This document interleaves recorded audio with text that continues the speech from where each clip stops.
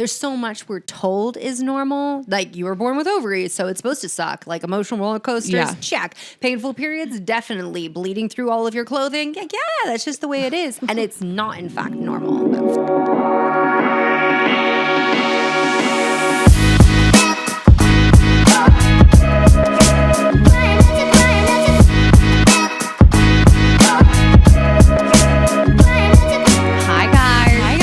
Back to another episode of Girls Gotta Eat. Welcome back. We're in the same outfit.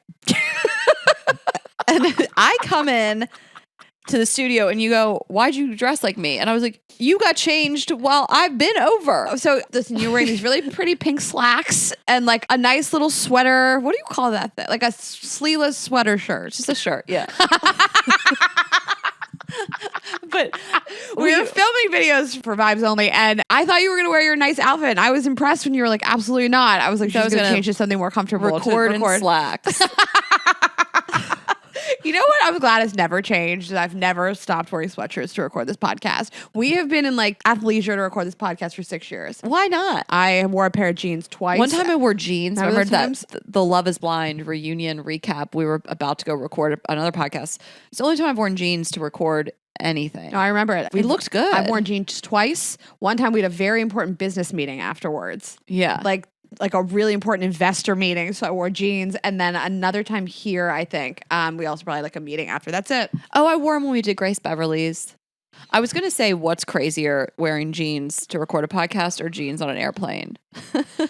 When I saw your friend Kate wear jeans to go to an airport, I think about it all the time. You know, she's kind of being old school about it when people used to dress nicer for the airport. She dresses nice for the airport. She looks great and she feels comfortable. I mean, live your truth. I had a friend that used to lounge in jeans. I cannot We'd be watching fathom a movie. We'd be watching a movie. She'd be in jeans. You will never catch me in a jean when I'm trying to relax. I've never worn jeans to our live shows. I'm trying to relax on stage. I won't do it to the airport. I won't do it to lounge. Okay, have you ever... I did wear jean shorts in Texas. Different. Raina, you used to travel in a jean shorts overalls. Raina, you wore those jean shorts overalls every day for like a whole summer.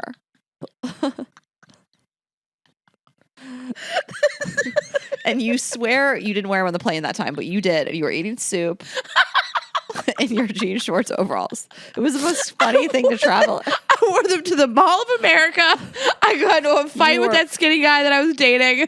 And then I wore them to the airport and ate soup in them. Oh my God. Ashley, that's the hardest I've laughed all day. Oh my God. It's like you forget. It was summer 2018. You lived in them. Listen, you really let me live 2019. You didn't tell me I had bad eyebrows. Raina, I think you're beautiful. I don't see you like that. Thank you so much. But there were enough people in your DMs telling you about your eyebrows that I didn't need to. There was that one time you had bad eyebrows, but I didn't know you that well. I was like, I can't tell her. Okay, let me ask you this. Have you ever looked down and realized you were in jeans and you'd been in jeans for hours? Like, have you ever been out, maybe you wore jeans to do something, then you got home and you started working or doing something, and then all of a sudden hours have passed and you're like, oh my God, I'm in jeans. I could have been in leggings this whole time. Like, have you ever accidentally been wearing jeans? Hell no. My jeans come off in the living room. I'm still downstairs when they hit the floor. Exactly. But sometimes something happens, extenuating circumstances, and you look down, you're like, I'm in denim. Not even once ever. All like, right, I really don't like being restricted in jeans. Yeah, it's only happened a few times, but I've been like, what is this? There have been times, I know I'm really drunk. I will wake up in the morning and I will have come home from the night before and just dropped my jeans in the middle of my living room and gone upstairs. The drunkest I feel like I ever was when I woke up in jeans. In jeans.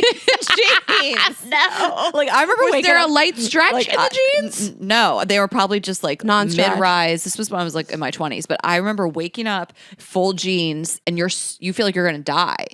I felt like I was in a body cast. I'm shook by this information. So restrictive. You're like, did you have socks on though? Shoes on.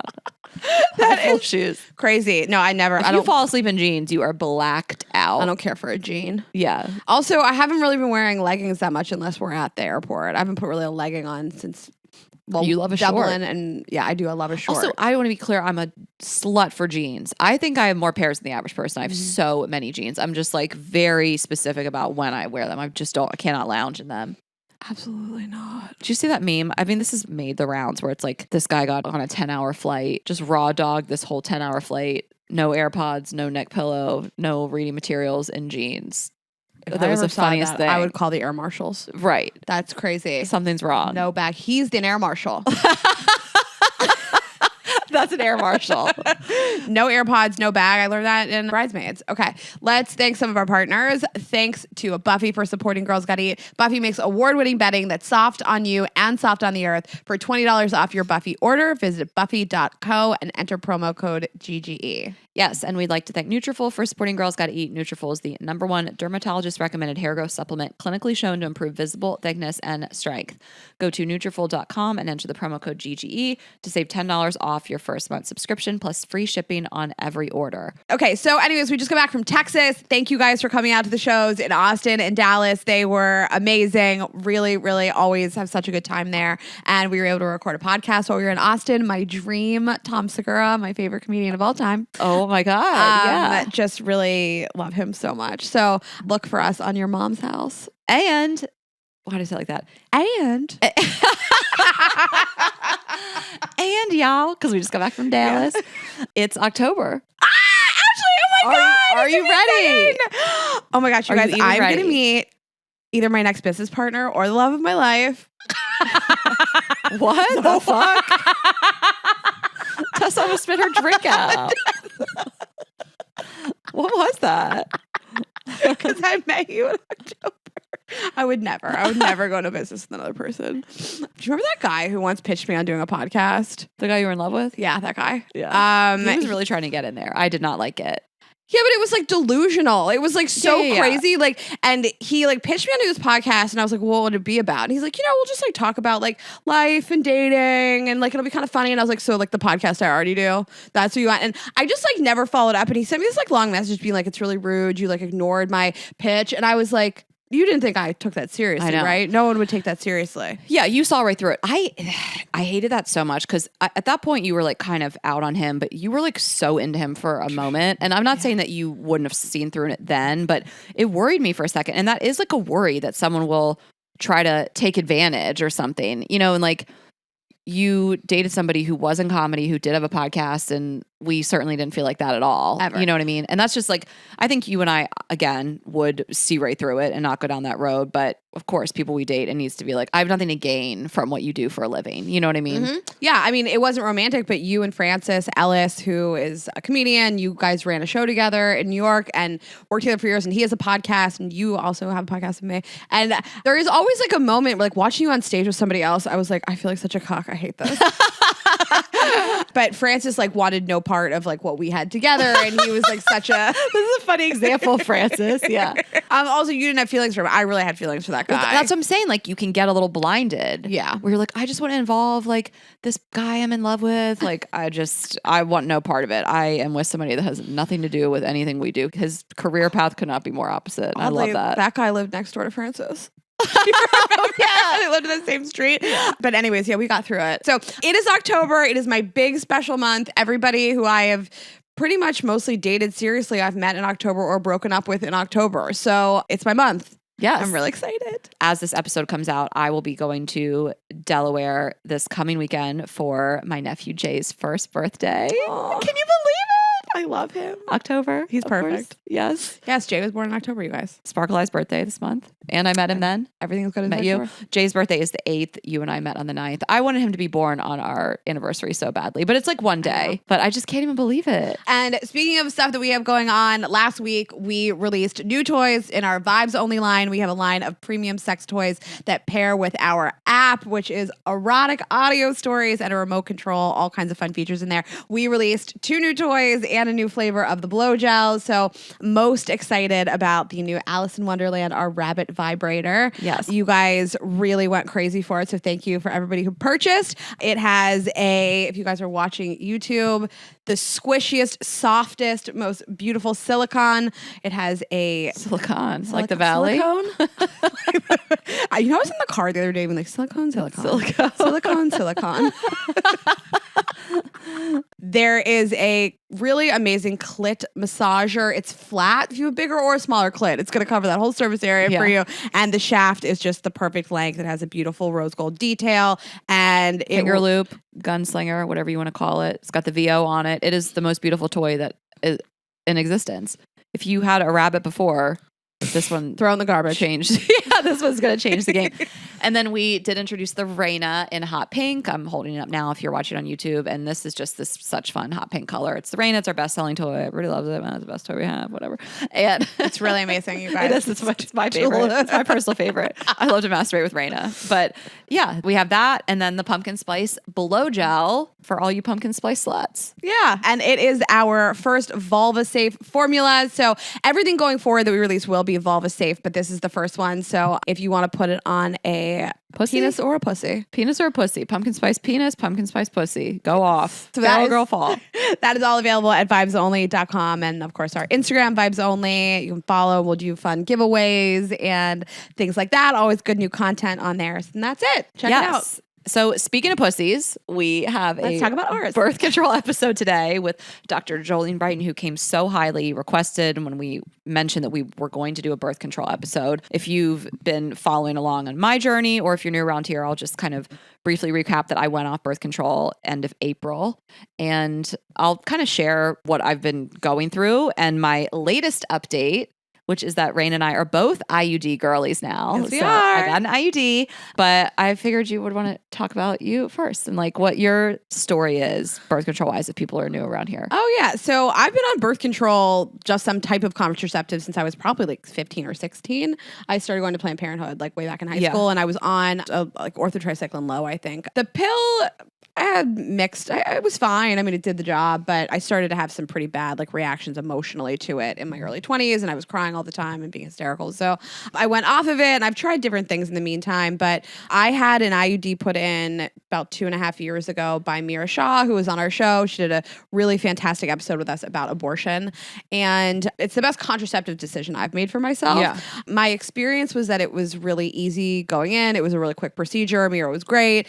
Ashley and I both are really lucky to have her as a doctor because she asked all the questions, and her and I went back and forth about, do I want the copper or the hormonal? Typically with the hormonal, you stop getting your period. Well, not all of them. But Ashley can speak to it a little more, but I had been off birth control for about 4 years, and I was mostly using the pull-out method and condoms. So yeah, I chose to not go back on hormones because I just had been off of them for so many years. My experience was it went in. It was pretty painless for me. I know that's not most people's experiences, but a little bit of blood, and my period was definitely heavier for a few months, but it's been in there since then, and I love it. It's wonderful, and I love just having sex. I don't really have to like think about, you can just fill me up with loads of cum, and I don't have to think twice about it. Yeah. But that's my story. I'm really happy with it. I've never had any complications whatsoever. I get a period every month. It's really regular and normal, and it's been great for me. So that's my experience. I'm really super thrilled with my decision.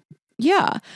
So I went off the pill after being on it forever. Ocella, Yasmin was the original name, but I was on Ocella for so many years. I mean, there was one time when I went off of it for a year. This was in like 2014. So I was like 30, 31, and had gone off it for a year, was just like, I'm not having like regular sex, or I didn't have a partner. And I don't know, I just decided to, and everything was fine. And then when I got back on it, because I started dating my previous ex, I got back on it, and it was really tough for me. Like, it was a really tough month. Like, I was like certain I was pregnant because now I'm having sex with this guy, even though we were like being safe, but I was like, my breast hurt to the touch. I just felt like couldn't sleep. I was so emotional. It was like a disaster. Like, I was like, this is crazy, you know? And I went to the gyno, and she was just like, you know, your body changes, you're getting older, like going back on it has just really affected you.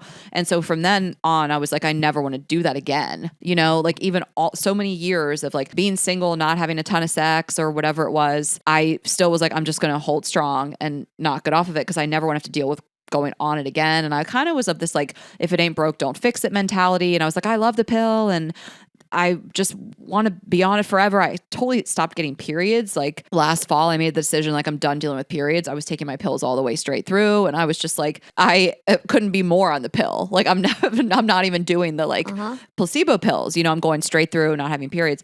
And then I don't know, something got into me and I kind of fucked up my birth control where like I did get a period and this was back in the spring again. And I don't know, I just was like, maybe I want to see what it's like, and we had done this episode with Dr. Sarah Hill and I was like so scared to go off of it for some reason. Like I was going to have all these negative effects. So I crowdsourced on Instagram, and I've talked about this in the podcast before, but crowdsourced on Instagram, positive experiences of women who have gone off the pill. And it was overwhelming. And again, I've shared this before. I don't want to be repetitive, but I did just ask for the positive things. I know there's negative effects as well, but I don't know. People had like amazing stories to share and, of them just being happier, their mood being improved and seeing the world in color to even get kind of like cheesy with it and their sex drive up and they're feeling more lubricated and all these amazing things. So I was like, I'm just going to try it. And it was like the best thing that ever happened. And that was back in April and it was incredible for me. I felt great. I felt lighter. I'd lost a couple pounds. I had so much more energy. My Peloton scores skyrocketed. Like everything was on point. And I'm like, I never want to do this again.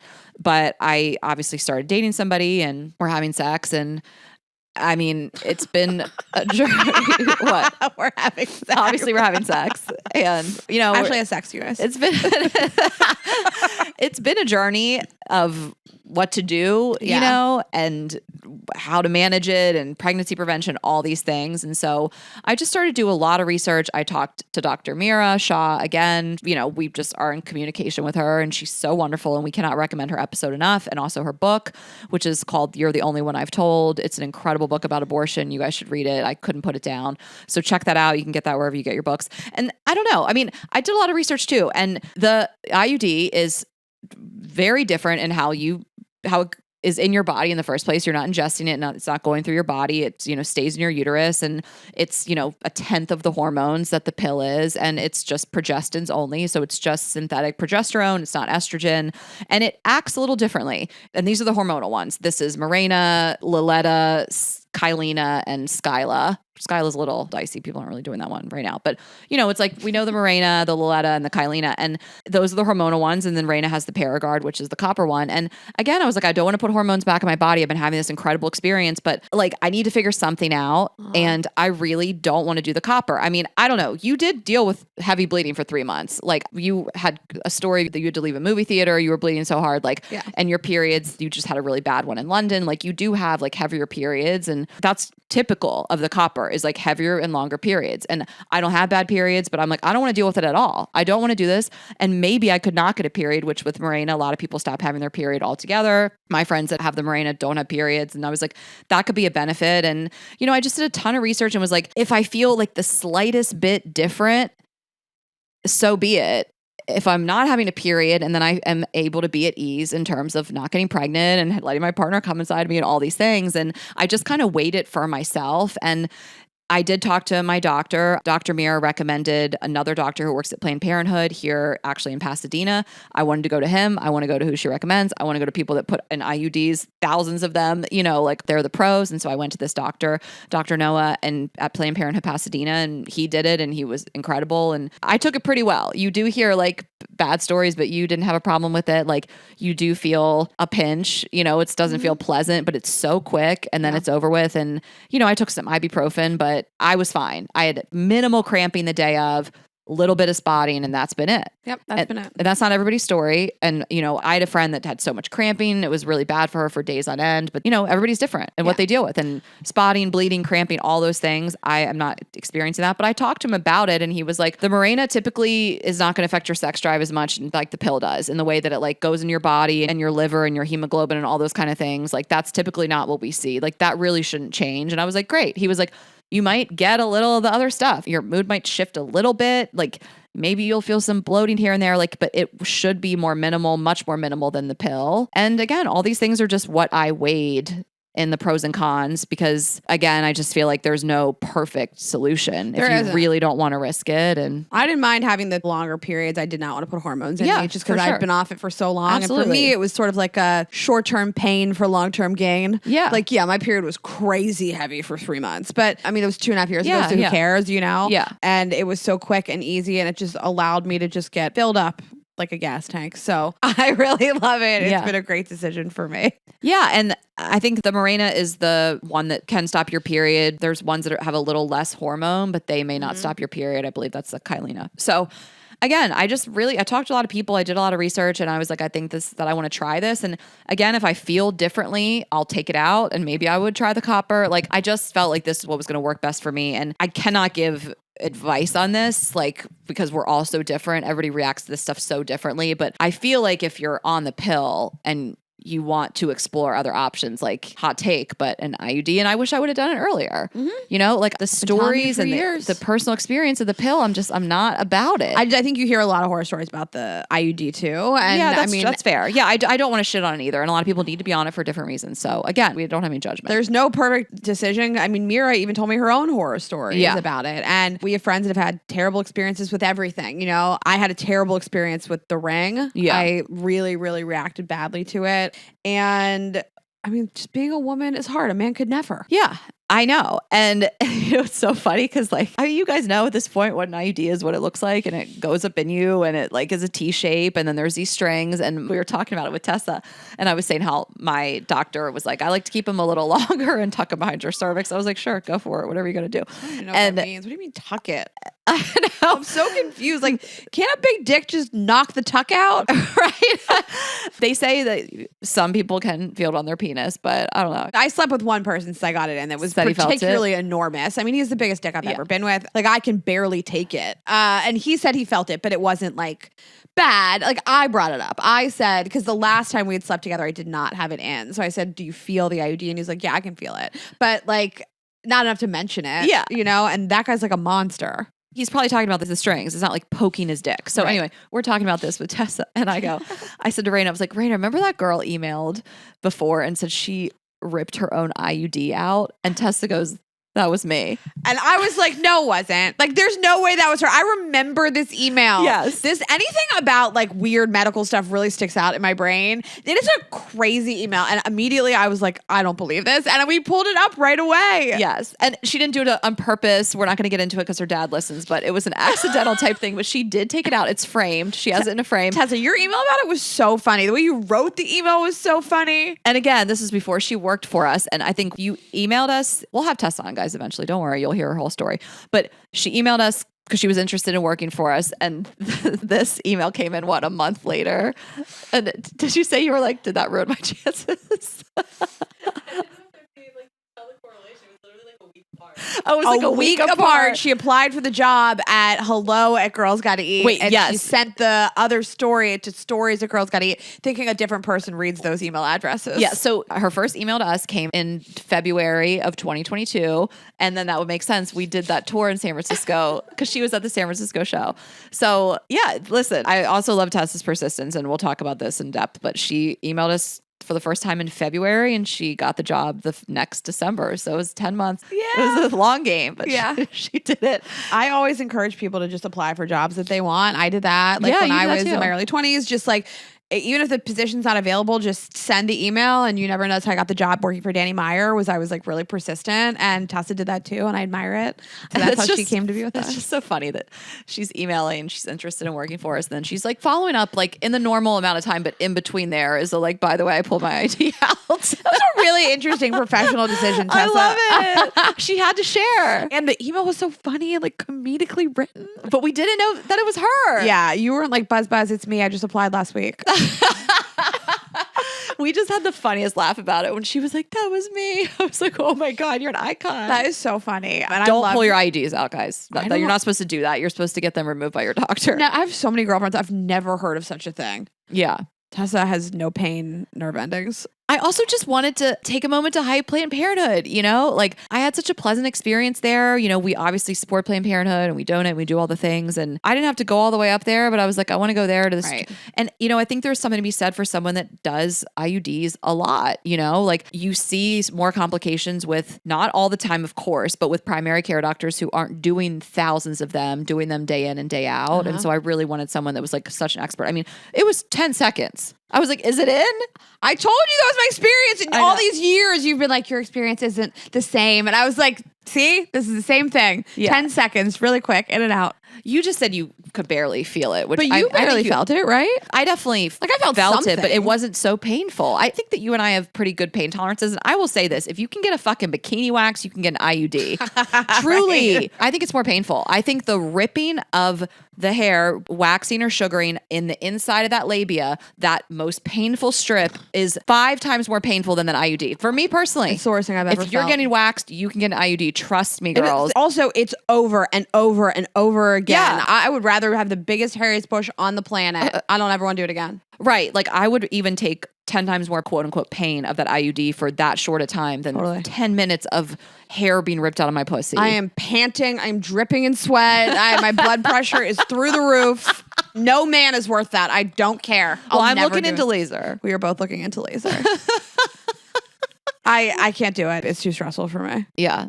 Okay. I love that. We have a lot of representation. We have the copper, the hormonal, and I'll keep you guys updated. I think this is going to work for me, and I think I'll be good to go and just be filled up with cum. Just like a gas tank. We're just going to thank a couple of our partners, and then we're going to jump in with Jolene. Okay, I am going to tell you about Nutrafol, which is kind of relevant because hormones and life stages and all types of things can affect your hair growth. Hair thinning will happen to approximately 1 in 2 women. If you're among them, know that you're not alone. It's totally normal, and Nutrafol helps women address it from within with science-backed supplements. So this has definitely been on my mind a lot. I was looking back at old pictures of when I lived in New York, and my hair looked different. I mean, I just feel like I used to be this girl with this great hair, and I just don't feel like that anymore. And it's not bad, but it's just different, and it's the water, and it's what it is. And it's just, there's so many other benefits to living here, but it's just not as good in terms of the water and the climate for your hair like New York is and like other places were. And so it looks thinner to me. It looks stringier. It doesn't look as full. It doesn't look as shiny. And so I really have been relying on my Nutrafol, and thank God for it. I really think it's helping as much as it can with my environment changing. And I really do take it every single day. And I have been taking it since 2020. And I'm so glad to have it. And it is the #1 dermatologist recommended hair growth supplement, clinically shown to improve visible thickness and strength. From postpartum to menopause, no matter what is going on, if you move, for example, I could not be relying on it more. I don't even know what my hair would look like without Nutrafol living out here. I mean, it wrecks your hair. Google it. LA, hair, water, skin, all face, the things. Yeah, skin, face. We moved here. We're we are so ugly. I know. When did I get so ugly? But we're happy. So you can go to Nutrafol.com, take their hair health wellness quiz. You can identify the causes of your thinning hair.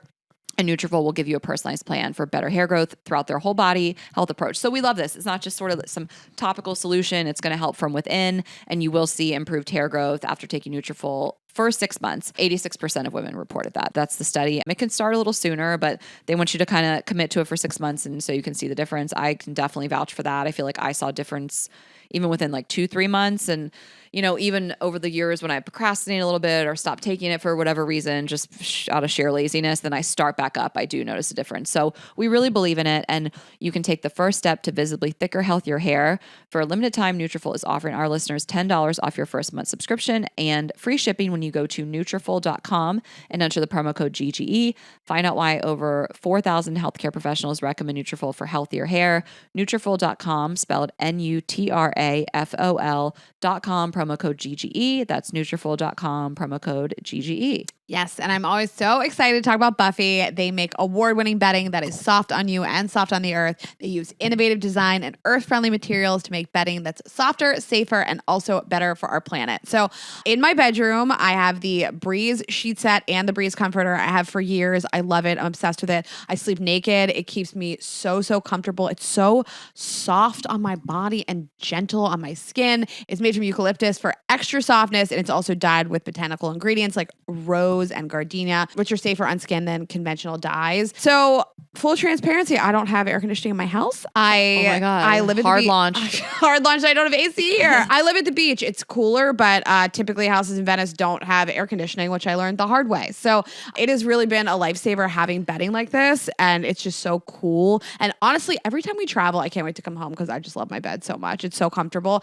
And also Buffy has their soft eucalyptus sheets. If you want to try those, they're cool and hyperallergenic. They're dyed using natural skin-safe botanical dyes as well. It is really an unparalleled, cool softness. They're both beautiful. They come in great colors.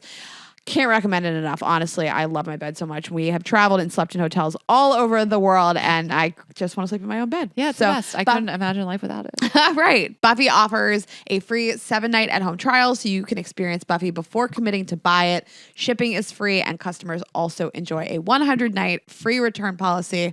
For $20 off your Buffy order, visit buffy.co and enter GGE. That's buffy.co, promo code GGE for $20 off.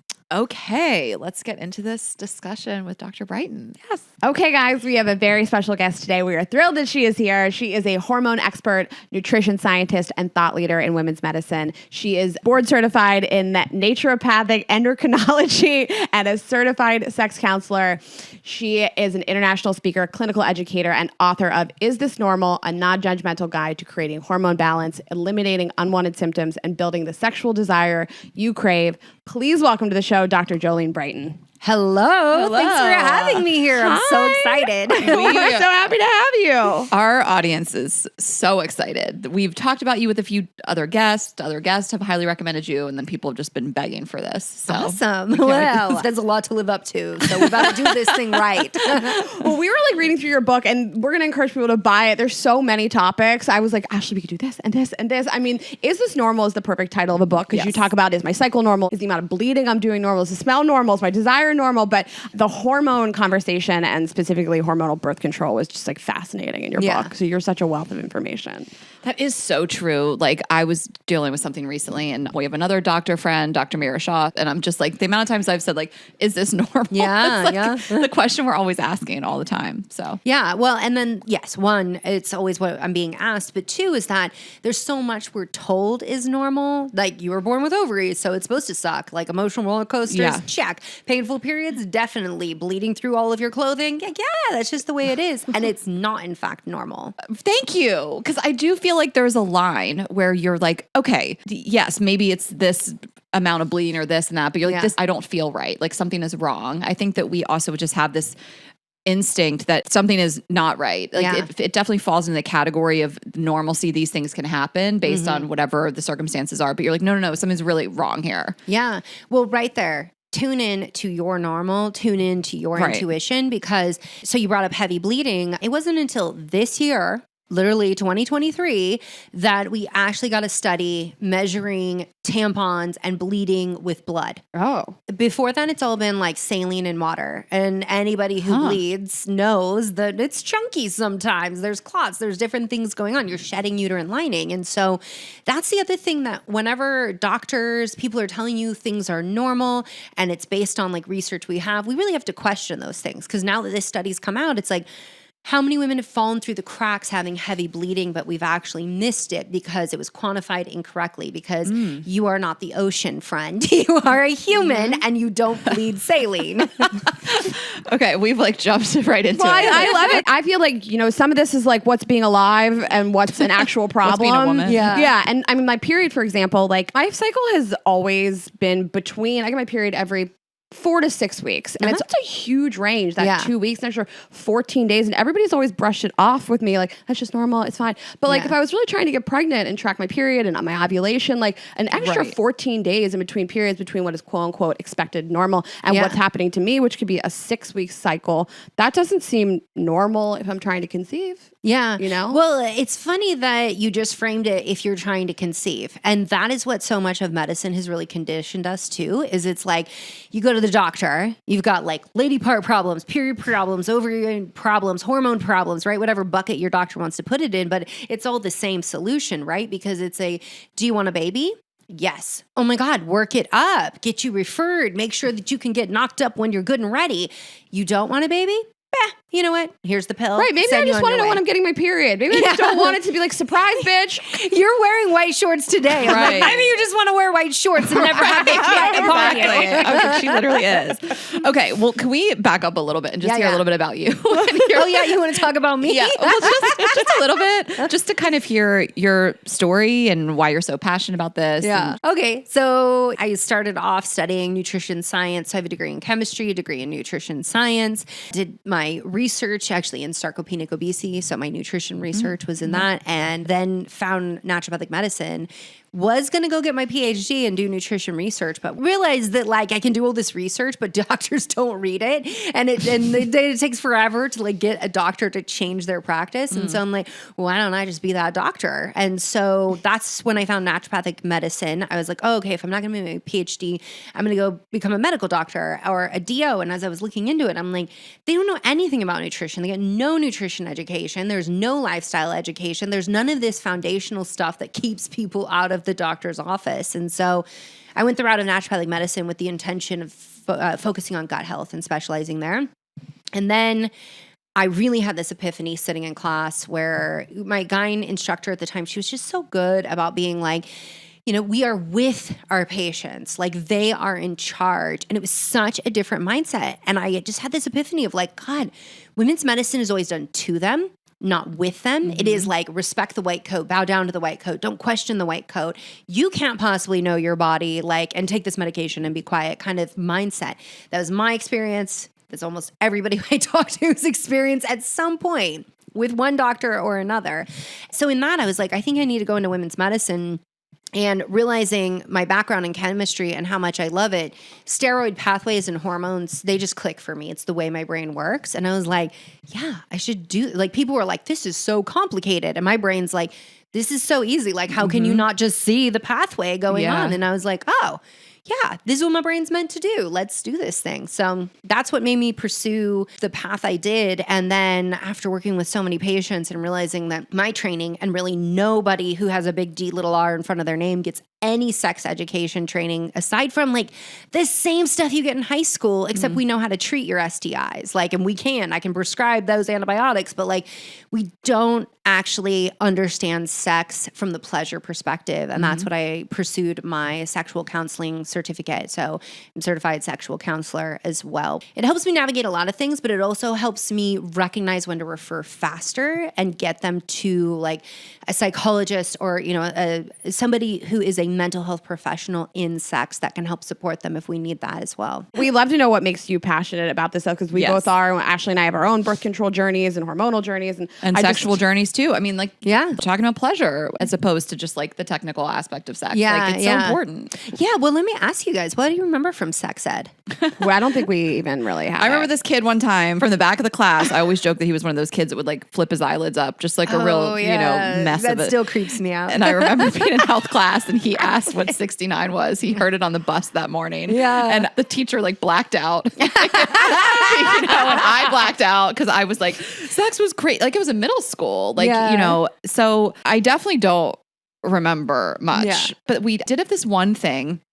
And it was called lunchtime learning, and it was in high school, and it was like once a week, and you would go and get free pizza. Yeah. And we weren't for the free pizza but it was also sex? like this is like yes, right. But that's when like the real stuff went on. Like that's when we really would talk about like birth control and different things that really applied to. I don't know if it was just women only. I don't remember who taught it. If it was a gynecologist that would come in, but like I actually learned a lot more in this like optional thing that we were going to for the pizza. And that was like me and my girlfriends would go. And I think I actually came away with some stuff that I didn't get in traditional. Yeah. Uh-huh. If there was anything available, it was optional. I didn't grow up in like a sex negative community. I grew up in a pretty liberal, forward thinking household. And my high school was sort of like that. But I don't remember any sex education. My home was like really sex positive. My mom's a therapist. She bought me Your Body Yourself. Yeah. I read a review of your book and it said like, this is your body yourself for like the modern generation. And I was like, that book changed my whole life growing up. And Planned Parenthood was available. I knew where it was, but I don't think anybody really talked to me about it. I think people were just like, if you want to talk about it, I'm here.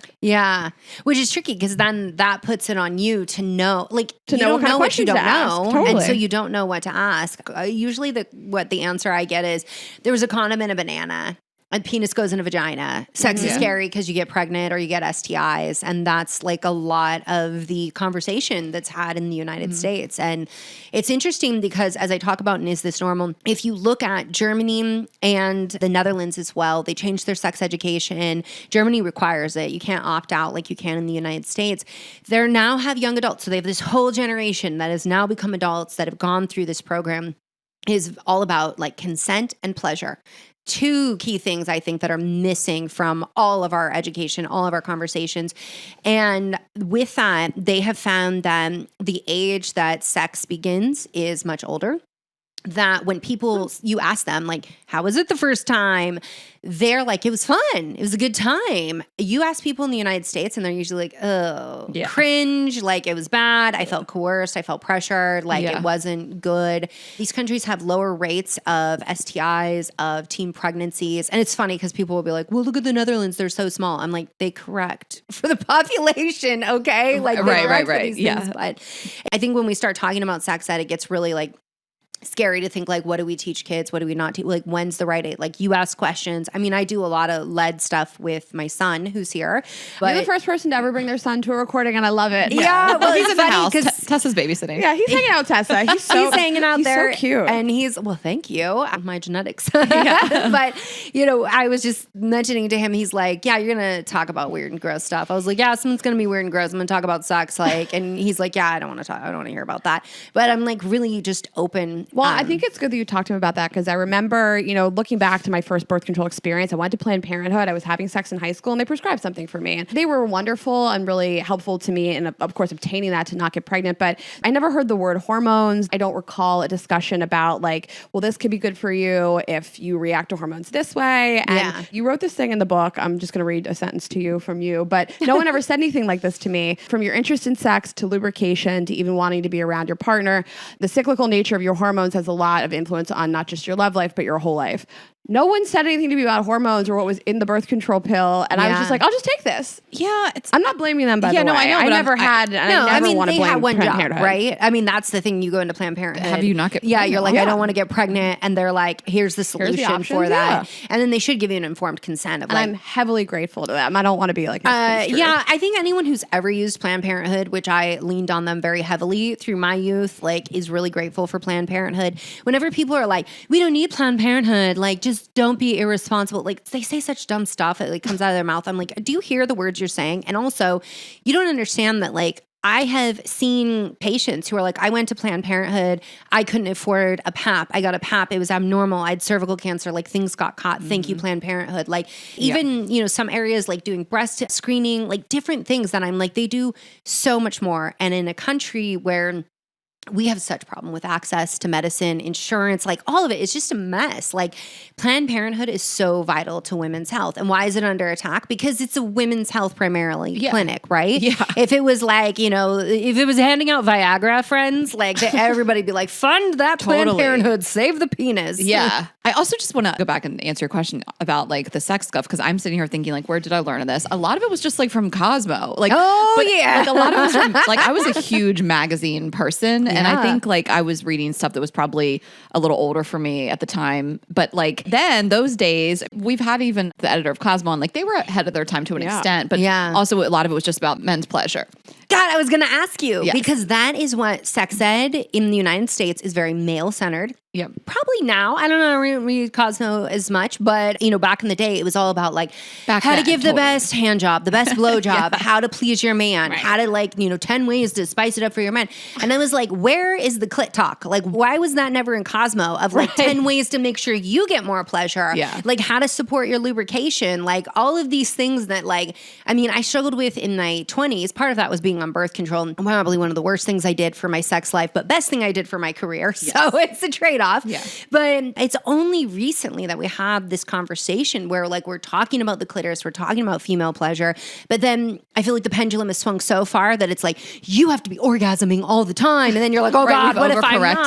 Like, and I'm like, orgasms are fun, but as I point out in the book, when the research we do have shows that when you ask people like, tell me about your best sexual experience of your life and why was it so good? The orgasm's not at the top of the list. It's empathy, it's intimacy, it's connection. It's like the way you felt. You know, there's that saying like people will always remember the way you made them feel, and orgasms feel really good, but they're so finite in the experience of that sexual moment that we put so much emphasis on it. Rightly so. It has so many health benefits. And yet at the same time, if you're not orgasming every time, you're not broken. 100%. And I mean, I love this one clip. You said you just did Lovers and Friends, Shan Boudram's podcast. And this clip she had on of like these women were talking about how you can have really good sex without orgasm, you know, and I love to orgasm, of course. But I know. Sometimes it's just like you have to remind yourself, like, that was just really fun. I never thought about it. I felt really connected to my partner. Yeah. You know, and I even I sent him the clip too, because we have orgasms all the fucking time. We know what we're doing, but it's kind of like I always want guys to think that too, that it didn't mean you didn't do a good job or something. You know, it's just like I love the conversation. Like I never that thought sex about was it. so fun. We did all these different positions. I felt really connected, like this and that. The dirty talk was crazy. Yeah. Like in different rooms. I just didn't. Yeah. It didn't happen that time. Well, like if I have more than 2 drinks, I'm just never gonna come. I'm never gonna get there. But like that doesn't mean I don't love having sex when I'm drinking. And being crazy and saying wild ass shit. Yeah. And it's still like as long as I can masturbate to a sexual experience later, it was a good sexual experience for me. Cheers to that. I love that you say that, though. I bring up in the book. So we're talking about like several of my books today, but like, is this normal? Is the one where I say the whiskey vagina. So people will always they say the whiskey dick, and I'm like, okay, this is true, but it happens for tequila vagina. Well, I like that. I mean, tequila, whiskey, it depends on where you're at in the world, right? It could be sangria chocha. Like, I'm more of a natural wine vagina, actually. Oh my biodynamic God. Wine pussy. vagina. oh my God. But whiskey vagina's a thing? Yeah. So as you were saying, like, you're not going to have an orgasm. So you know how like you drink and then you're like, you shouldn't drive because your nervous system is like numbed out, delayed, your reaction time. Well, all of your nerves are being affected, and then the clitoris is full of nerves. So that's one. 2, things can dry up. So a lot of people like to drink and have sex because sex is like embarrassing and gross and icky and weird noises and all kinds of stuff can happen, right? And that's like part of the fun. And like it's part of the vulnerability of being with that person. But then people will be like, well, something's wrong with me because I'm so dry. Yes, it's hard to self-lubricate when you have drank too much. And then people are like, oh, sometimes they have great sex when they've been drinking. And I'm like, tell me about the lube situation. They're like, I didn't even think about it. I just got the lube. I wasn't worried about it. I'm like, yeah. You're like, I need lube, and I'm not going to worry about like, oh, is something wrong with me because I can't self-lubricate? And you literally can't, like, depending on how many drinks you had, you can't be in your head as much. Right. I just want to spit on that dick and get to town. Oh my God. But that, like, I just want people to know that, like, if you drink and then it's like, I can't have an orgasm, I can't self-lubricate, like, I'm struggling, you're normal. Just about everybody does. I have to say, since getting off birth control, the lubrication is just more than enough. And we'll transition this into the conversation about that. But it's interesting because, yes, when I used to be on the pill and would be any amount of drunk, drinks, whatever, it was like just the desert down there. And it's not a problem at all. I kind of heard that from a lot of other women who got off the pill as well. And I'm just like, this is crazy. I'm just like wet all the time. Is it supposed to be like juicy down there? Like, what is going on? While you're on the pill, some women can experience vaginal dryness. They can have pain with sex. Maybe it's lubrication, or maybe they're experiencing vaginismus, yeast vaginitis. These things are associated with pill use. We know that in some women, okay, what I'm going to say is not true for everyone. And you might be like, I love my pill. Everything is great. Good. Yeah. Do you. Keep going. But otherwise, if you are struggling, it is important to know that you can experience difficulty orgasming, the tissue can start shrinking, the clitoral tissue may start shrinking, like there can be adverse changes. And that may mean you need to switch your pill formulation and get on a different formula, or you need to get on a different form of birth control. But it is the lamest part of birth control is like you get on it and you're like, sign me up. I can have sex now. I don't have to worry about it. Like inhibition about like, you know, unintended pregnancy gone. And then your vagina's like, no, we're not doing this now. And you're like, what? And then there's the libido aspect. Like your desire for sex can tank in some women as well. I think our audience is really curious about what is actually going on. And we've talked about this with Dr. Sarah Hill, so we don't want to be like too repetitive in terms of the whole cycle, but just hormonally, like we want like a broad overview of what the pill does, you know, and why it's so different when you get off of it. And that's not to say that everybody has a great experience getting off of it too. You know, I mean, again, I got so many responses when I asked people this question, and some people got off of it and it was negative for them. So we just kind of want to discuss that. So let me first say, Dr. Sarah Hill, love her, big fan. Her book is all about the brain. Yes. So get into the brain, get into like the cortisol piece, like, and she talks a lot about her experience of coming off the pill. My book, Beyond the Pill, we're going to talk about mood, we're going to talk about brain, we're going to go through the entire body as well. And they really complement each other for that reason. Yeah. And so the pill works at the brain level, but that's not all it's doing. It's not just shutting down ovulation. And, in addition, in shutting down, ovulation, what it's doing to the ovaries is it also lowers testosterone. So some people start to notice a change in their muscle mass, change in motivation, change in energy. That can be related. Nutrient depletions. We've known this since the 70s. And yet, if we go back to the beginning of this episode, doctors are not trained in nutrition. So they're like, if you get scurvy, then we've got a problem. And you're like, I'm not a pirate. Okay, sir, I'm not going to get scurvy. But, vitamin C, vitamin E, B vitamins, like folate, like if you do get pregnant, like you need to have folate on board. Minerals like magnesium, selenium, zinc, all of these things can be depleted while you're on hormonal birth control. And it is not enough to tell you just eat a good diet because people don't know what that is. Like we don't teach that in school. And that's why I'm Beyond the Pill. I'm like, I have all these recipes, all these meal plans. And then I talk about supplementation as well to keep those nutrient stores up. Because one of the ways that the pill may be impacting your mood, and I'm walking a line here because it's going to be so hard to ever get a study to show that it causes mood changes because everything can affect your mood, but there are the nutrient depletions that take place. There's the possibility of altered tryptophan metabolism. That is how your brain takes tryptophan amino acid and makes serotonin and then ultimately melatonin, which can be sleep disturbance. Not to mention that's an antioxidant that protects your ovaries as well. But there's also this inflammatory component to the pill. So some women get on the pill and we can measure C-reactive protein. It's a marker of inflammation. See their inflammation goes up. When inflammation goes up, we will make more neurotoxic chemicals in our brain than neuroprotective chemicals. And that's not to say like being on the pill is destroying your brain, but there is altering things enough. And that CRP can also impact the rest of the tissues in your body. So if you're feeling more inflamed, we can see insulin resistance in some people starts to creep up. And then there's the microbiome component. Of some studies have linked it to being similar to antibiotics. And nobody does antibiotics for decades on end.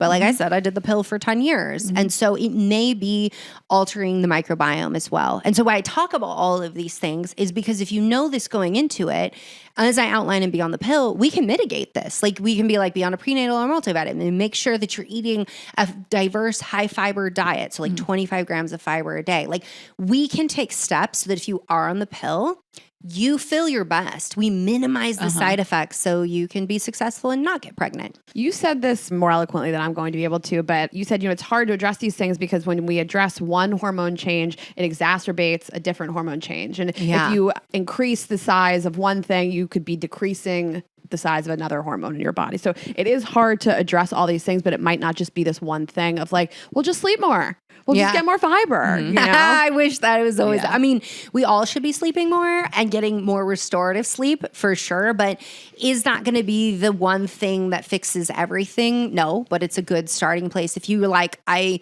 am not getting great sleep and you're like, just tell me one thing to do today, get more sleep.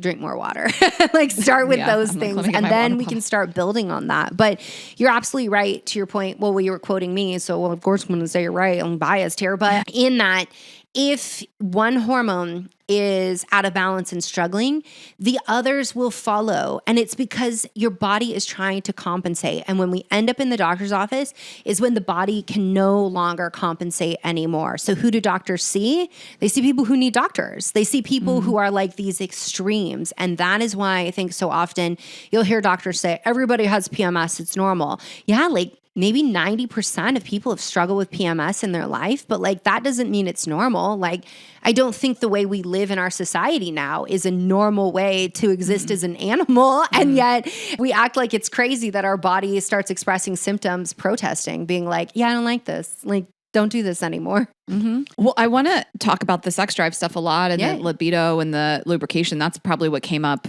in, my Instagram research the most. And also for me personally. Yeah. And so I think that's a big thing for people. And I got responses when I've been crowdsourcing this of like, I'm attracted to a different type of person. I got off birth control and I'm not attracted to my husband anymore, whatever. And we talked about that a little bit with Dr. Sarah Hill as well, like what you are physically attracted to. But I'd love to just have you explain a little bit more of how the pill is linked to our sex drive. So we're going to start from the top with our menstrual cycle. The beginning of your menstrual cycle is actually ovulation, but we talk about it from the period because that's easier. We all know when we bleed, right? White shorts, we all know when we bleed.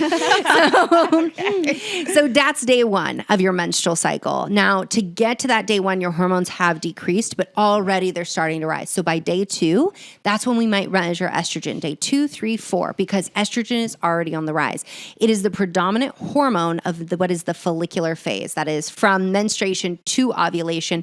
That's your follicular phase. And I break all this down and is this normal? Really break it down so you understand it. But basically, estrogen is going to be rising during that phase, and it's going to be helping you get ready for ovulation and for potentially implantation of an embryo. Your body, whether or not you want a baby, your body is always geared to make a baby. And that is the whole goal of the menstrual cycle. So if you don't want a baby, we just don't tell your body and we just roll with the goodness of all this. So estrogen's coming up. Now, so there's the ovulatory window that is also known in the research as the sexual phase of your cycle. So estrogen and testosterone are up. Estrogen is a big reason why we fantasize. So you might find you're like in the grocery and you're like, ooh, look at that magazine cover. And you're like, I'm feeling a stirring in my nether regions. Okay. Thanks, estrogen. It's not just testosterone. So testosterone is important.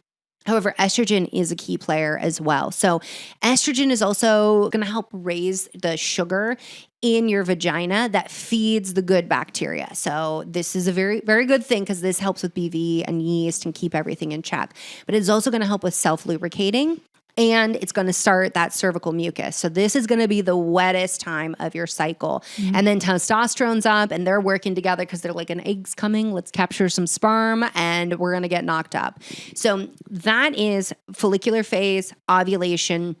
Then after you ovulate, within about 24 to 48 hours, you're going to start progesterone. Now, progesterone was very, very tiny this whole time. Now it is the main hormone coming in the luteal phase. Luteal phase is going to be at least 10 days, and it might even be 14. We don't all have 28-day cycles, and we don't all ovulate on day 14. No matter what an influencer tells you, friends, it is not that cut and dry. So with that, in that luteal phase, as progesterone comes up, if it is right, it'll stimulate GABA in the brain so you feel more calm, more chill, you sleep better, you're more in love with life. But as you edge towards your period, now progesterone and estrogen are declining, you no longer have your allies, and you can feel more stressed. Right. But lower energy, you can feel a little bit fatigued, but also maybe more withdrawn. You're like, I want to do internal work. I don't want to go out clubbing. It's going to just feel like a different phase.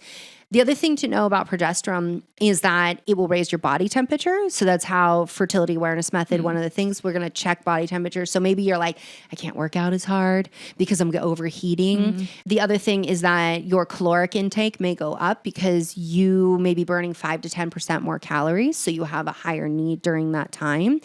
And you also might find that you're craving a lot more because as progesterone comes up, estrogen takes a back seat and serotonin follows estrogen. And so it takes a back seat. And so estrogen is a little bit of an appetite suppressant. So if you're like, I got the munchies come my week before my period, that's your hormones. Okay, got it. Again, read the book, have all this, but I try to explain it differently than maybe Sarah would have. So exactly. Let's do a different spin. Yeah, but I'm saying, if you're what was it, all that? Pick these books up and get more into it. Yeah, right? So you're on hormonal birth control and what's happening? Yeah, well, nothing. That's what's happening in the ovaries. Exactly. So if you're on hormonal birth control, you're not getting that rise in estrogen, you're not getting the rise in testosterone, and you never see progesterone. The entire time you are on it, because the only way to progesterone is through ovulation. What is in the pill is progestin. It hasn't been shown to have the same benefits as progesterone. It's very good at thickening your cervical mucus so that sperm shall not pass. It's like the Gandalf there. It's like, you shall not pass. So it's got that benefit of pregnancy prevention, but in terms of, helping you in terms of the GABA receptor and less anxiety and better sleep, it's probably not doing the same thing. Right. Yeah, exactly. And that was something that I learned on our previous episode where I was like, oh, I'm not naturally cycling. I'm on birth control. This isn't actually PMS. It's just a crash from being on the placebo pills. And that's why you hear people, not everybody's experience, mine, and I think a lot of other women, of getting off the pill and then having a higher sex drive, wanting to have sex more, being more lubricated, things like that. Yeah, absolutely. Because when you come off, ideally you go right back into cycling. It can take, if you started the pill and you had regular, predictable cycles, it could take you about 3 months before you cycle regularly again. If you go longer than that, we should definitely investigate why. Right. If they were irregular, so you had something like PCOS before you got on the pill, or maybe you don't even know it because your doctor's just like, period problems, check, put you on the pill, don't work it up. Just go along your merry way. You got a pill now. If you come off, it could take you 6 months before you start cycling regularly. And then with the Depo-Provera shot, that could be 18 months. So why do we need to know this? Because if you're using the pill to delay pregnancy, don't bank on you're just going to come off at 38 and you're going to get pregnant right away, because there can be a delay in return to ovulation, but also you're 38 and that sucks. I say this as a 42-year-old that egg quality is definitely going down. So we just need to have these conversations so you have all the options on the table. Even if you were like me at 25 who's like, babies, no, never. And then at 30 it was like, maybe babies. Yeah. And then I just have a question for you about IUDs. This is something people really want to talk about. Raina is on the copper. So we've got the copper and we've got the hormonal, which is progestin only. And both are if you want the highest efficacy rate, these are your options. So they've got 99.9% in the comments. Let us know if you got pregnant on an IUD, because there's always somebody. And that's where I'm like, it's very Jurassic Park. Nature finds a way. They will find a way. So with the IUDs, the copper IUD, if you have endometriosis, if you have a history of very heavy periods, if you had adenomyosis or adenomyosis, you should not choose the copper IUD. It's going to be wicked. It's going to be painful and it's going to be heavy. Yes, your period may get heavier. That may be long-term or it may be short-term. You have no hormones coming in. So it's always your hormones. You bathe in those. You go through your cycle. You fill yourself. Yeah, you were a great candidate for it. You didn't have heavy periods or any of those things. Yeah. But my cycle was also longer when I got on it at the beginning. I would start spotting a week ahead of time. There'd be a little bit of blood before, again, just 3 days and I'm done, which is now. But a longer period as well. Yeah. And so it's causing localized inflammation in the uterus. So we can see different changes with the uterine lining like that. With the hormonal IUDs, so we've got several options now. With Marina, Loletta, Skyla. And what's the their fourth one? You have been researching Marina, all of Loletta, them. Skyla, and Kylina, all the stripper names. Okay, somebody said it, because every time I'm just like, what are you trying to insinuate here with these IUD These names are hysterical. Right. I've seen a lot of comedy bits about it. I'm not trying to rip anybody off, but it's we all have these thoughts. We're like, what I've are never these seen names? one, so I'm like, you're original to me. It's just, I think there's a comedian, Maddie Smith, that I saw do where she was like, what are these? That's funny. Because you hear them and you're like, what is They're like, what are these Bratz dolls or something, right? Well, What's the one in your arm called? So that's going to be the implant. That's what it gets called. Then you get a stripper name. This bit I saw recently is that the copper is the Paragard, and it's just so extreme. Where you're like, Lyletta, Skyla, and then the Paragard. Sounds really masculine. Yeah, that's funny. I'm like, man, is there some psychology game going on to all of that? I've never thought about it, because it is the guard. It's this copper T in there being the other ones are fairies. It's the Mr. T of your uterus. Yes, pity the fool. Pity the funny. sperm that tries to pass me. Okay, so let's so hormones. you may lose your period with those hormones. So some women do not stop ovulating. Some women do. Oh. Some women, it's like 2 years later, they stop ovulating, they stop having cycles, but it will thin the uterine lining. That's another role of progestin. And so then your periods can become lighter.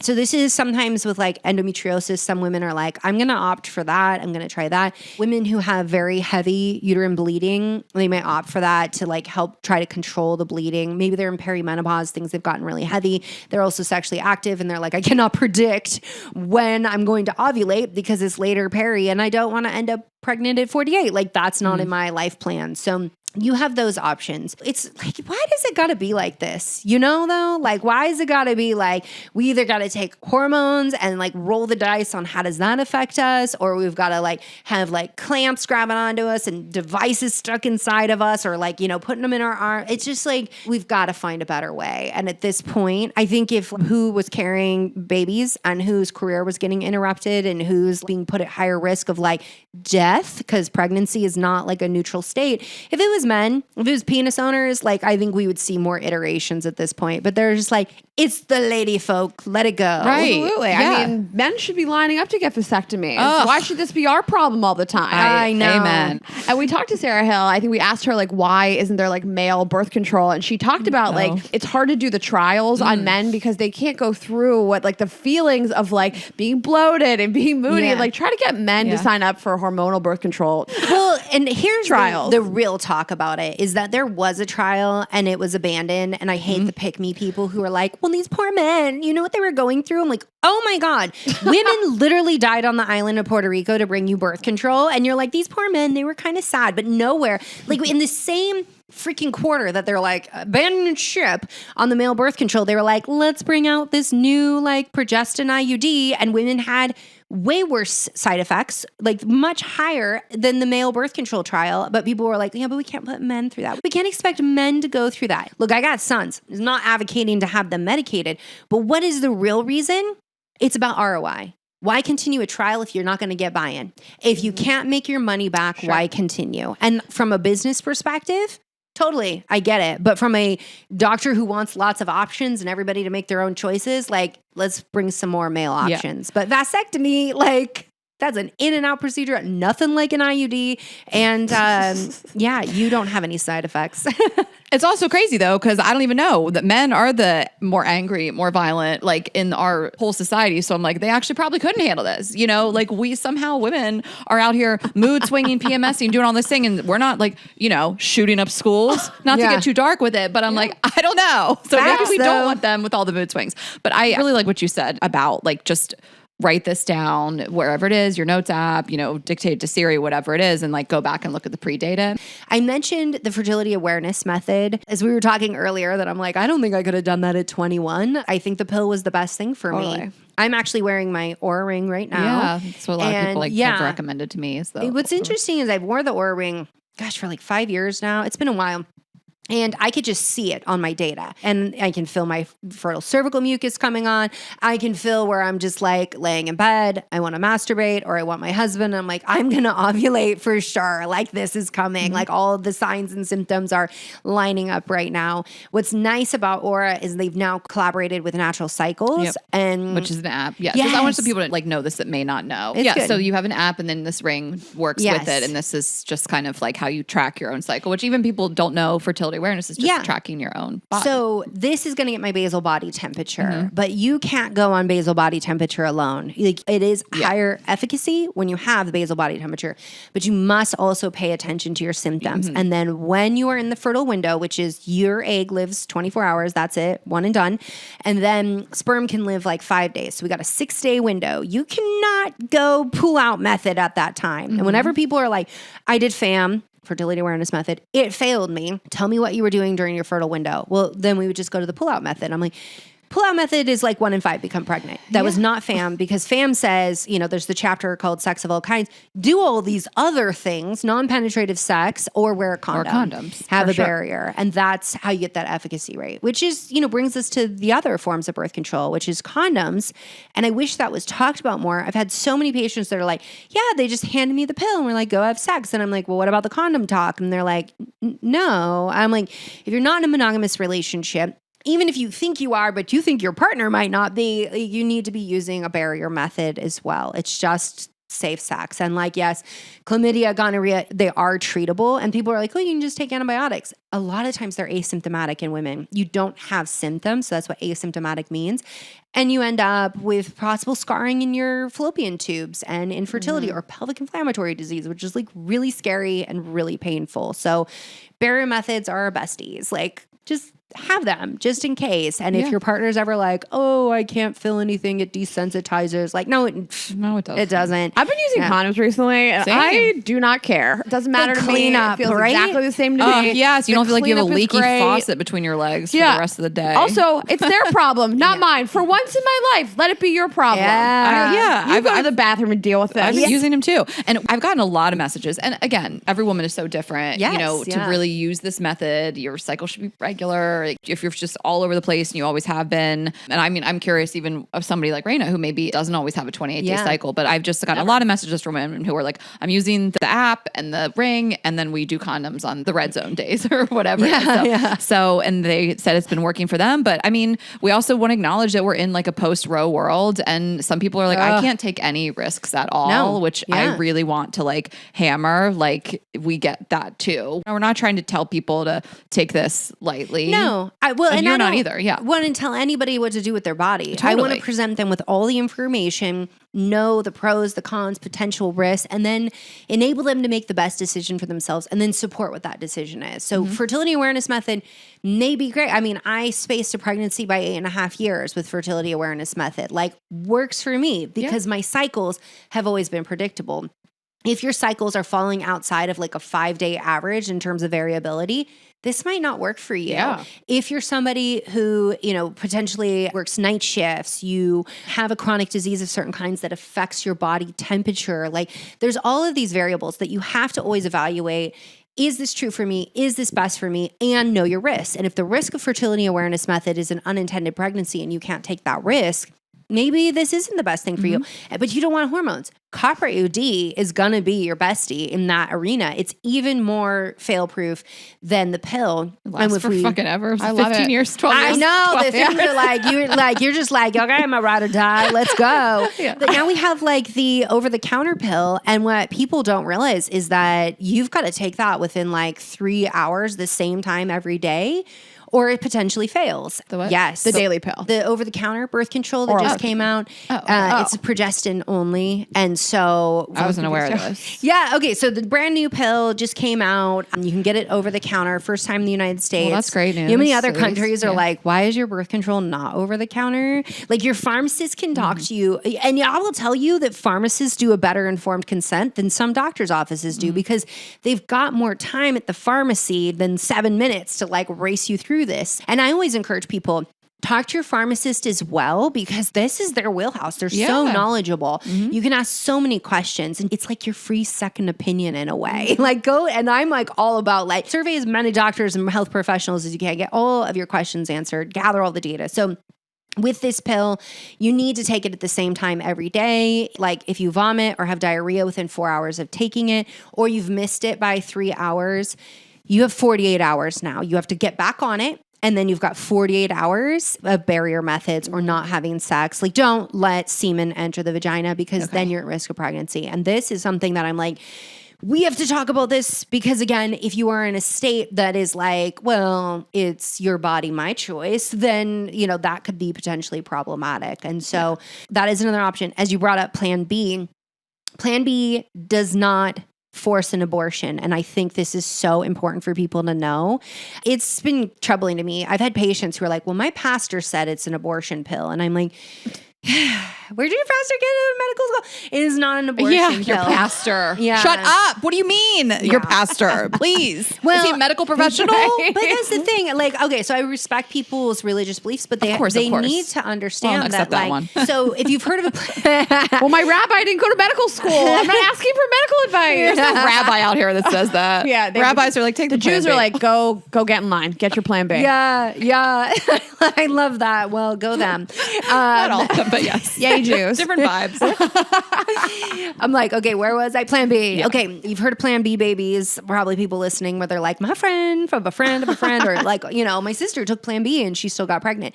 Plan B prevents ovulation. If the egg is already popped and the semen's been dropped, then friend, they will come together and you will potentially become pregnant. Chris DeStefano, our friend who's been on the show now twice, comedian. Yeah, he was like, we took it, but didn't Plan B, work. baby. Yeah. So it's preventing ovulation. I love that you said that. Yes. Like if the timing was right, he came inside of you, that you had the egg, like it's too late. We still highly recommend Plan B, but I love that you said that. Yeah, but too. you just have to understand the way these things work. And also, if you're not tracking your cycle, then you don't know if you ovulated and you've just got to take Plan B and be like, okay, hopefully the timing was right. I think it's also important for people to understand that you're not pregnant until implantation has happened.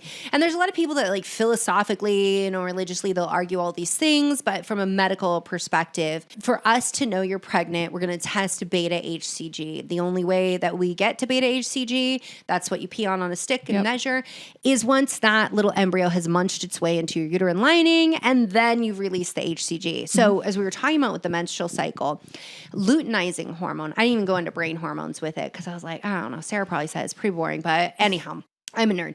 LH, luteinizing hormone, that spikes to trigger ovulation, but it continues pulsing through the luteal phase, and that keeps the ovary, the corpus luteum specifically, which produces progesterone. So the LH is like, keep going, ovary, make your progesterone. But it's only going to last 10, maybe 12 days. Like it's not going to go like indefinitely. Beta HCG has to be present for that corpus luteum to continue producing progesterone. And until a placenta is formed, then the placenta takes over. Why does this matter? Because you can have fertilization happen up in the fallopian tubes, things travel down, but it never implants. You're not pregnant unless it implants. There's no beta HCG. It could never be viable. We can't continue to produce progesterone, and that triggers a bleed. That is why we bleed. Progesterone drops. No beta HCG, and your body's like, do it again. Right. Yeah. I mean, people also want to talk about weight a lot. I think that's like the number one thing too. Am I going to gain weight on the pill, off the pill? Yeah. That kind of thing. Well, if you gain weight on any hormonal birth control, I'm not going to call you a liar if you're like, this is what's true for me. And when you look at the research is taking averages. And I want people to understand, like, who enters into research studies? Like, that's a certain kind of person. So there's a selection bias inherent in that. Unless it's like, so that huge study that we got out of Denmark on depression over 1 million women, that's because their medical system is tracking everybody. So nobody's opting in. But if we look at like people who are in these studies who are reporting weight gain, sometimes they're just taking an average and they're like, the average is negligible compared to how you might just gain weight over your lifetime. But then you might get that one person who's an outlier. And we expect that in statistics, and we expect that in the population, that when we do a drug trial and then we introduce it to the population, there will be outliers. And there are people who are like, no, I gained like 15, 20 pounds like within months of starting this. And so that is usually water weight. They're usually holding on to water weight. They come off, that all starts shedding, going away. As we were talking about before, lymphatic drainage is also something you could try to like mitigate that. But there hasn't been research showing that, yes, absolutely, if you start birth control, you're going to gain weight. And because that is a barrier, a lot of people won't even have the conversation. Right. A lot of doctors are like, no, doesn't happen, couldn't happen, not true for you, don't even talk about it. That's the thing that really gets me, is how people will come on the internet, and I love that people share their stories because I think it's so healing for them, but also you never know who else is going to hear it and be like, oh my God, me, same, I'll get help now, or now I feel like I can heal, and I have all this hope around that. But it really gets me when I see like these, medical doctors or any kind of healthcare practitioner on social media stitching people, like duetting people, and just dragging them and being like, oh, like this is so stupid. And like, I saw this one, it was a UK doctor, and he was dragging this cancer survivor, and she was just sharing about how like, I really feel like my thoughts contributed to this. And he's like, oh, this latest like, bullshit from this influencer, and is like totally dragging her. And I'm like, people can share their stories. People can have individual experiences, and don't come on the internet and tell me how you're like patient-centered and collaborative and you're such a nice doctor when you're an asshole. Like, you're going to tell me that who you are showing up online, like, isn't how you show up in your life. Like, what is the disconnect here? So one, I think share your story. And two, we should be listening. As doctors, we should be listening to these stories, because how do we know what research to do? Because we listen to the individuals who are experiencing these things. Right. If you look at COVID, we got that COVID vaccine and nobody thought to check periods. And people got big mad about it. And I'm like, dude, we were in a crisis. They're just like, holy shit, people are dying. Like, we don't want that. Periods, they're like a month-long process-ish, right? So that would slow things down potentially. Also, women are just always like forgotten in these studies. But it wasn't until people started coming out and saying, my period has changed. I was seeing it in patients, and there were doctors that are like, you're just trying to scare people away from using the vaccine. And it wasn't until we hit like 50,000 menstruators who said, my period is different. Weird things are happening. I lost my period, like that they went back and they studied it. And it was not a surprise to us, because your hormones, your immune system, your uterus, they're all connected. Spoiler, it's not like these separate systems. Right. They work together. And so I just want people to understand that if you are having your own experience and it feels like it doesn't correlate to any data out there, that's your data, and that should be respected as well. Absolutely. I mean, I have said on this podcast, I barely felt my IUD go in. That is the most unique experience I've ever heard of. I don't know anybody else that would ever say that. No one's ever said that to me. And so I wouldn't base your decisions on what I experienced medically. Yeah. I mean, I personally did lose a little weight right when I got off the pill, but I honestly think it was correlated to just having so much more energy to work out. And I just felt so happy. There was no emotional eating. I felt a little less hungry. It was just really like on cloud 9 all the time. And again, this is everybody's experience, but the energy was a lot of it. I mean, like my Peloton score went up like immediately. Like I was just like, I could work out for days. So I think that was my personal correlation with seeing nothing drastic, but like watching my body change. It wasn't just like the pill and then all of a sudden I dropped all this weight, but also I had women in my DMs saying like, I lost 12 pounds immediately. And so who really knows? I think sometimes we forget there's all these other factors. The hormones are so important, but there's other lifestyle factors. Do you feel like you're sleeping a little bit better? How do you feel like it affected your sleep? Because I feel like you sleep a little more. My sleep like changed drastically when I moved to LA. I don't think it really like impacted my sleep. For me, it was like, you know, an external factor. Body changes, happiness, mood, sex drive, lubrication. Those are the main things. But I think people are desperate for just like, I want to go off the pill. Let's start there. Like, what do you suggest? So like, I don't crash, or I know you talk about beyond the pill and there's a lot in your book about that. Like, what do you suggest to people who are thinking about this, like making this move? So there's things to think about ahead of time. Don't just jump off. So number one is if you're sexually active with, sperm producers, please have a backup method so you don't get pregnant, because you could spontaneously ovulate right away. The second thing is that if you went on it for like PMDD, which is, I say PMS on steroids sometimes, it's way worse than PMS, and people can become suicidal. And in some people, the pill can actually help with that. Okay. But you're wanting to come off for whatever reason, make sure that you have a mental health practitioner that can support you through that. And then the third thing is, why did you start the pill? If you're in the 58% of people who started it for symptom management, give yourself like 3 months of prepping your body to come off, especially for that acne component, because that's one of the biggest reasons people will go back on. I think that like skin is so benign when it comes to acne, but not to our mental health. And that doesn't get recognized. If you got on the pill because you're like, oh, I just wanted to not get pregnant and I'm ready to come off, then you can come off and you don't have to like prep your body as much. You don't have to do any of this, honestly, but this is just what I've seen with patients and best practices. But with that, if you're coming off the pill, we want to work on supporting your metabolism. We want to build that nutrient-dense diet, get your nutrient stores up, maybe get you on probiotics, eating a higher fiber diet so that we're taking care of gut health. With coming off the pill, especially with those drospirenone formulations like Yaz and Yasmin, Ocella, you're so well-versed in this. I just want to give you props. But they suppress androgens very well. But when you come off, you can have an androgen rebound. And so testosterone spikes up and you're like, bow, chicka, wow, wow. But then your skin's like, ow, ow. Like it's not so good. Yeah. And so things like zinc can really help. Yeah, I love this. Like any supplements, like people are really interested in. So zinc can really help. Myo-inositol with D-chiroinositol, those can help. And they can also help with the metabolic component of insulin.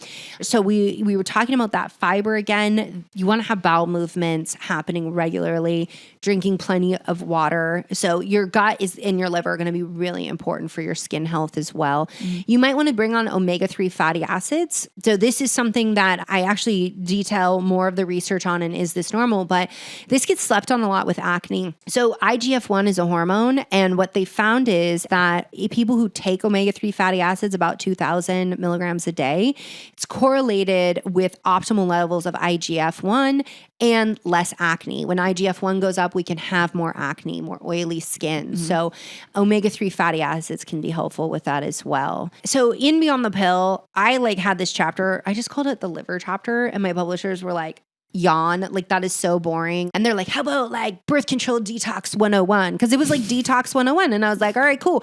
We'll roll with it. But I didn't realize that in naming that chapter that people were going to run with it and be like, you cannot detox birth control hormones until you've done a detox. And I'm like, well, that's not true. What I was teaching in that chapter is eating cruciferous vegetables, getting magnesium and amino acids. How do you fuel your liver to actually process hormones altogether and make the best metabolites so that you're going to feel your best? That's also going to help your skin as well. It's going to help your periods. It's going to help your breasts not be so tender. And then conversely, it sounds like you have a lot of information on what you can do if you're going to stay on the pill and just to feel better. Yes. You're like, I'm not getting off the pill, but how can I potentially feel a little bit better while I'm on it? Yeah. So there's the nutrients, there's the microbiome stuff we talked about, and then there's just optimizing your detox pathways altogether. So what does that look like? Making sure that you're moving every day. You get sweaty several days out of the week. You are doing deep breathing. You're working on your stress response as well. And you're getting regular screenings from your doctor. I think it's something that with the pap smears, now we're 3 to 5 years for some people. People are like, oh, I just don't go to the doctor. And I'm like, you still want to get your breasts checked out. You still want to get your thyroid tested. Yeah. If you have, a family history of diabetes or you've ever had blood sugar issues, fasting insulin. And so in Beyond the Pill, I do a whole list of labs and things that you should be checking up on. Okay. But also looking at how can you support an anti-inflammatory lifestyle? So additional things like eating turmeric, eating ginger. You actually offered me ginger tea. I passed on it though. It's a very warm herb and it's already warm here. So turmeric, ginger, making sure you're getting omega-3 fatty acids in. Again, that's going to be very food-based as well. Bringing in things even like seed cycling, no matter where you're at on birth control, off of birth control, anywhere in your journey. It's a great way to optimize fatty acids and nutrients in a cyclical manner. So there's a lot of things I detail in Beyond the Pill of how to support your body on birth control. And if people are like, what's this anti-inflammatory stuff? Remember when I said when we've got inflammation up the brain, we're changing things. So those anti-inflammatories can certainly help. And I have a whole chapter on mood, and then I have a whole chapter. It's interesting. Beyond the Pill, I have a whole chapter on libido, and I talk about all the nutrients and related to birth control and all of that. If you're not on birth control, Is This Normal? Whole chapter on libido. It's huge. It's twice the size as the other one, and I go even deeper. The whole front of the book is all about sex. Okay. Yeah. And there's just a lot out there. There's more information and there's more supplements and things like that. I have a whole supplement line. I'm going to send you some stuff. Tell us about yours. Yeah. Well, I'm if you're having PMS, then friend, and I'm not your doctor, but you can try. So we have a supplement called Balanced Women's Hormone Support. Okay. It's going to have nutrients in there that's going to support your ovulation, helping you get ample progesterone, which is going to help with the luteal phase so you get better sleep and so that you have a better mood altogether. But it also helps with estrogen metabolism. And this is something I'm really big on, is that this trifecta of doing DIM, which is phase 1 of the liver metabolism. You don't have to know all this to know that it's going to help. And then sulforaphane, which is going to help with phase 2, and then calcium D-glucarate, which is also part of liver detoxification, but it helps in the gut. That if you have an increase in beta-glucuronidase, beta-glucuronidase, an enzyme that bacteria make. I know, I'm gonna break it down. No, I know. So beta-glucuronidase reconjugates estrogen, reactivates it. So your liver does all this work, you get it to the gut, and the bacteria is like, ha, put it back into circulation. And so it helps with that whole metabolism. It's called balance because we want to optimize and balance estrogen, but also get the healthiest metabolites. So estrogen metabolites, they can be problematic. They can cause lumps, bumps, growths, heavy periods, but also cancer. And so we always want to be working towards the healthiest balance. And then it also has selenium in it, has resveratrol, all of these things that the research has shown to be really beneficial for women's hormones. So I usually couple that with our adrenal support. This is what we call the period problems kit. Our adrenal support, we didn't even talk about adrenals, but they're so, so important, not just for energy, but for helping your resiliency to stress. And when they're optimally working, your periods do become easier. And then we have our women's probiotic. And this probiotic is one of a kind. I was like, look, I want these spore-based organisms because those are good for the gut. They're actually going to make it in there. They're like the bouncers where they're like, you out and you're good, you stay. And they make sure the right people are there. But then it also has lactobacillus acidophilus and rhamnosus for the vagina and for the urinary tract system. And we added in a prebiotic so that good stuff grows and an antioxidant that's been shown to be helpful with the urinary tract system. So we're like, cover the hormones, cover the gut, cover the vagina, cover the UTI potential problems, make sure that we can keep those at bay. Oh my God. Men are just like, I just exist. I can't. And I just complain about using a condom. Everything you're saying, I'm just sitting here being like, women are so strong. Women are amazing. Well, I don't know. My husband, I'm like, he's on adrenal support. He takes Adrenocom at night. He's got his magnesium. You trained him right. We're in the fertility. Well, I'm also like, if he is optimized, it makes my life easier. But also being on a fertility journey, I'm like, we will not have DNA fragmentation, sir. And like this whole thing in fertility where they're like, all the time women will tell me like, well, my doctor said like my husband's sperm's good enough. I'm like, what does that mean? And they're like, oh, it's just like within normal range. Like it's good enough. And I'm like, why would you want good enough when you could have optimal? Like you could take things like vitamin C and selenium and zinc. Like, yeah, but like my husband, he got his sperm analysis done.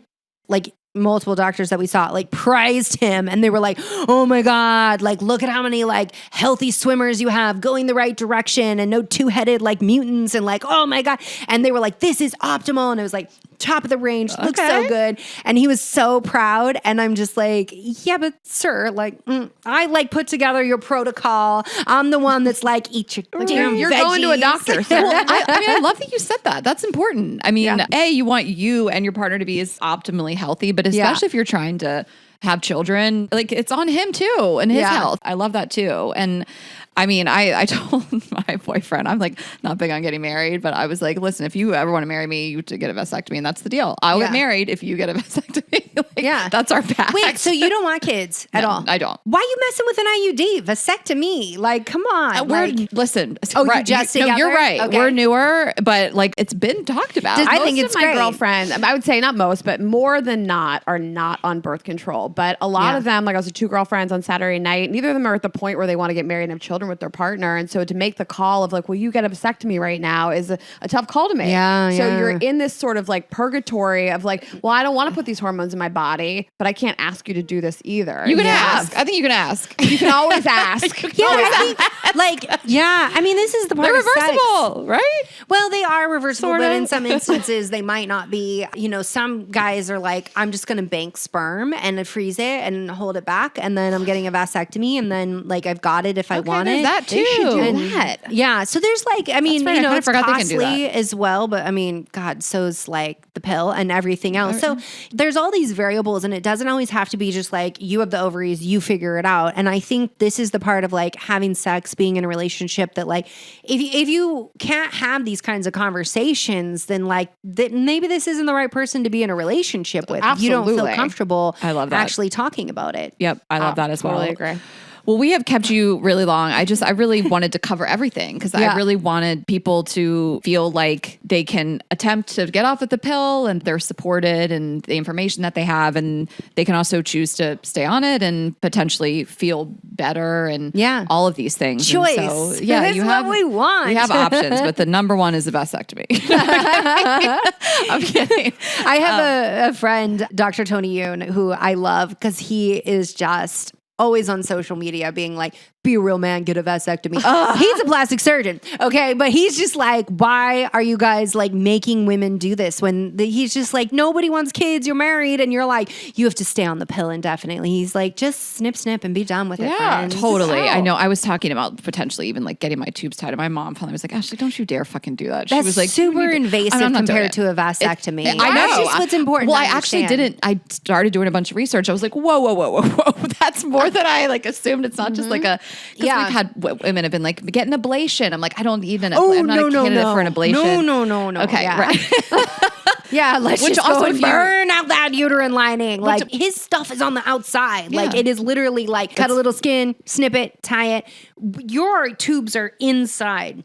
That is like, we got to go in your body, like through your abdominal. Like that is not like, no. Like pump you full of air. It sounded crazy. Vasectomies, I couldn't recommend it enough. Yeah. You guys just like start getting like t-shirts with like little scissors on it, like a little like accessories, just like dropping hints everywhere. Yeah. Well, I really have to say, I know we've referenced your book a lot, but Is This Normal is fantastic, and you leave no stone unturned. I mean, I think some books about like medical procedures, you're like, what does that mean? You really dive deep into everything. You answer every question. I thought it was really an incredible book, and we should know this stuff about our bodies, and I don't. So it really is phenomenal. I highly recommend people get it. Well, thanks. Yes. I wanted to write the book that like we all needed, like when we got our period, through no longer getting our period, and really understanding like the thing, like just answer the questions that like you just don't even want to go to your doctor with, because maybe you feel like they won't help, but also you're like, do I really ask like, is it normal to have all this stuff dripping out of me when I'm done having sex? Like, do I want to ask that? And is this the most pressing thing now? Yeah. Well, thank you so much. Yeah. And I'm sure people will want to find your Instagram and your website and your books. And if you could tell people where to find all that. Yeah. Well, my main hub is drbrighten.com, drbrighten.com.